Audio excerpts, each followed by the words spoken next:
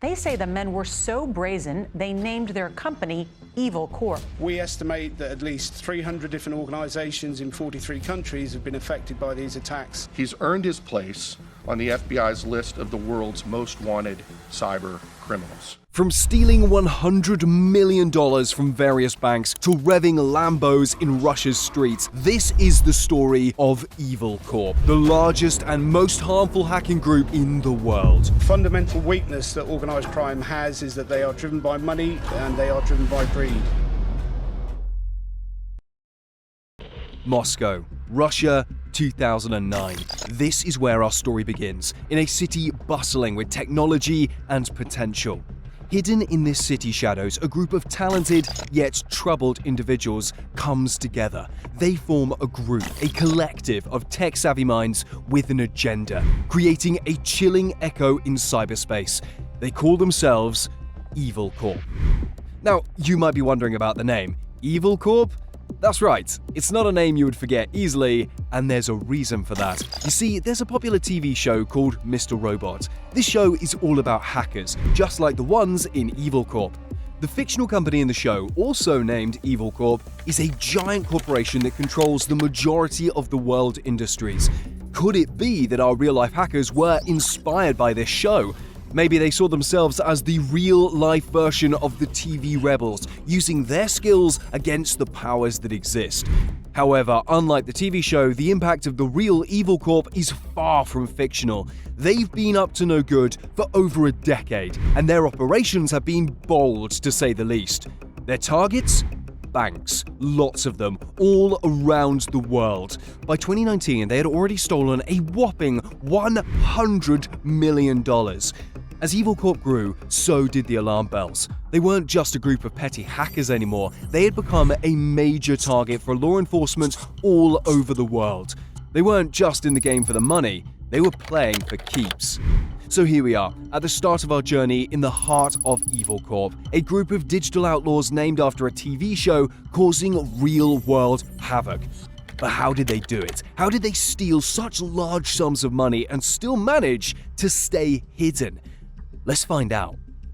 Imagine opening a simple email only to unwittingly invite a venomous serpent into your computer. This is the danger posed by EVIL Corp's primary weapon, malware. One of their most notorious tools is named DRIDX. At first glance, it might seem like any other software, but beneath its innocuous exterior, DRIDX carries a dangerous secret. It's designed to infiltrate your computer silently and discreetly, behaving like a digital pickpocket who slyly sifts through your files and steals your banking information.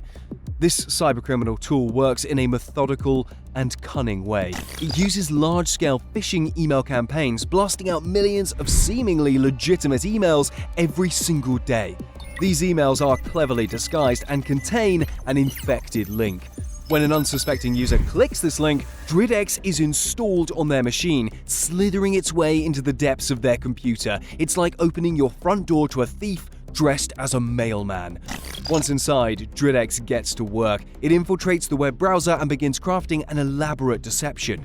It generates fake bank login pages that are so convincing they could fool even the most observant eye. As users enter their confidential information into these counterfeit websites, DRIDX is lurking in the background, quietly recording everything that is typed using something called a keylogger, which is a sinister tool that monitors and records each keystroke you make on your keyboard. Every time you type in a password, a username, or a credit card number, DRIDX is there, silently noting it down. After collecting all this data, DRIDX then transmits the credentials to a remote server controlled by EVIL Corp. A remote server is a powerful computer that's located elsewhere, possibly even in another country. It's the hacker's safe house, where they can store stolen data securely and access it from anywhere. With this server, hackers get complete access to your account, enabling them to steal money at will. The scary part is, you probably won't even know it's happening. But Dridex is just one of the serpents in EVIL Corp's pit. There's also Doppelpaymer, Phoenix Locker, Hades, and Wasted Locker. Each one is a tool designed to attack in a different way, from holding data hostage to breaking into financial systems. They're like a pack of wolves, each one as dangerous as the other. But here's the tricky part. The stolen money doesn't go directly to EVIL Corp. It gets channeled through a network of money mules. These are individuals who might be wittingly or unwittingly involved in the operation. Often lured with job ads promising easy money for simple tasks, these mules receive the stolen funds and transfer them to the attackers. They serve as intermediaries, making it extremely difficult for law enforcement to trace the money back to its criminal source.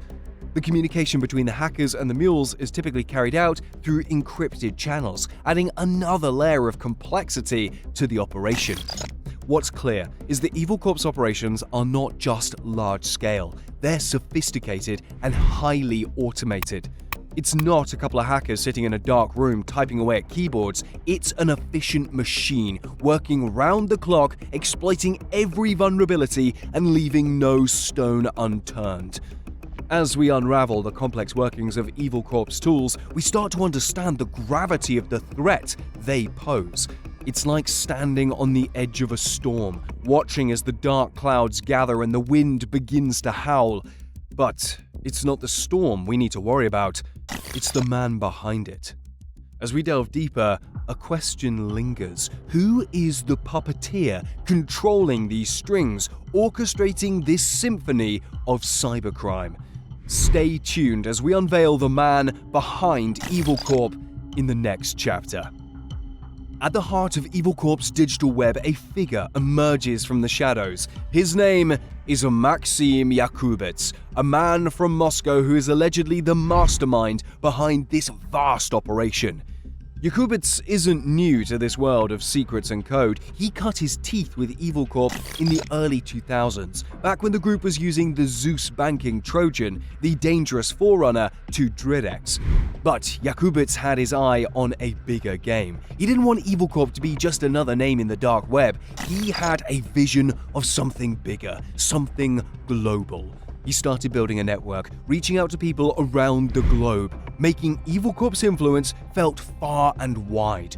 He treated EVIL Corp less like a typical criminal organization and more like running a franchise. But instead of selling Big Macs and fries, he was dealing in cybercrime.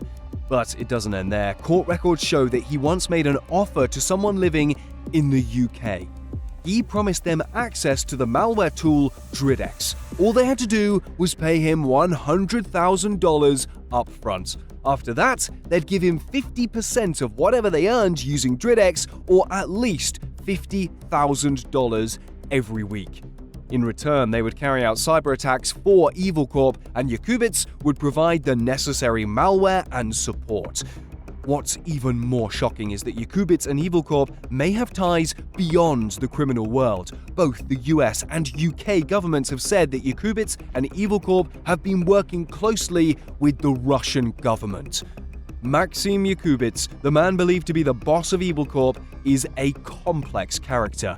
From his early days with Zeus, his clever use of money mules and his business-like approach to crime, to his alleged connections with the Russian government, Yakubets is a formidable figure. However, such activities don't go unnoticed. What happens when the world's law enforcement turns its attention to EVIL Corp, and who have EVIL Corp hurt so far? Let's turn the page and find out.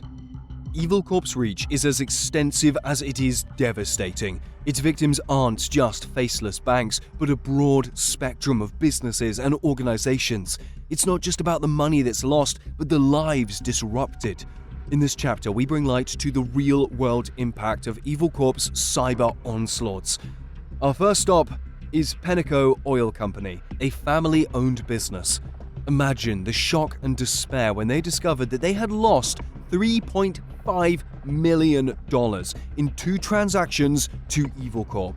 Their hard-earned profits, intended for investment in their future, vanished in the blink of an eye, leaving a gaping hole in their finances. Then we have the Franciscan Sisters of Chicago, an order of nuns dedicated to service and spiritual work. They too fell prey to EVIL Corp, robbed of more than $24,000. It wasn't just about the money though. This was a violation that shattered their sense of safety and security. Finally, consider the case of Arizona Beverages. The company lost millions of dollars in sales due to a breakdown of infrastructure caused by ransomware introduced by Dridex. This wasn't just about stolen money, but a crippling blow to their operations. Each of these stories serves as a stark reminder of the human cost of these cyber attacks. It's not just a game of numbers, but a destructive force that can bring businesses to their knees, disrupting lives and shattering dreams. EVIL Corp doesn't discriminate in its choice of victims. Whether you're an oil company, a spiritual order, or a beverage manufacturer, you're not safe from their clutches. This widespread menace underscores the urgency to combat such cybercrimes. But despite the darkness, there's always a ray of hope. What happens when the forces of law and order rise against EVIL Corp? What are the tangible steps taken to fight back? Join us in the next chapter as we delve into the pursuit and worldwide legal action against EVIL Corp. Every story needs a hero, and in our tale, it's the international law enforcement agencies tirelessly chasing EVIL Corp's phantom-like presence. In the labyrinth of the cybercrime world, these heroes are on a relentless pursuit of justice. In December 2019, the US government made a bold move. It sanctioned 17 members of EVIL Corp, dealing a powerful blow to the group. But they didn't stop there. They also indicted Yakubets and Igor Turashev, the alleged masterminds behind EVIL Corp's operations. However, as Yakubets and Turashev are Russian citizens, they are protected from the long arm of US law. So instead of handcuffs, the US needed another weapon, a whopping $5 million reward for information leading to Yakubets' arrest. Why would they do that? Well, that amount of money could tempt someone to give Yakubets up, maybe even his closest allies, or dare we say, the Russian government itself. It's a bold, clever strategy that underscores the complexity and innovation in fighting cybercrime. However, this isn't just about trying to capture a couple of individuals, it's a symbolic act, a way of showing the world that these crimes won't be tolerated. By revealing the identities of these cybercriminals, they're stripped of their anonymity, making it harder for them to hide or continue their operations. Despite these efforts, as of today, Yakubets and Turashev remain free, but law enforcement has had some victories. In 2015, they managed to arrest 3 people linked to Dridex attacks. It's a stark reminder that while cybercriminals may operate in the shadows, they're not entirely out of reach. So where does this leave us? EVIL Corp is still active, and Yakubets and Turashev are yet to be caught, but the pursuit continues. In the end, will the good guys triumph? EVIL Corp's saga isn't just about audacious cyber bandits, it's a glaring alarm bell in our digital world.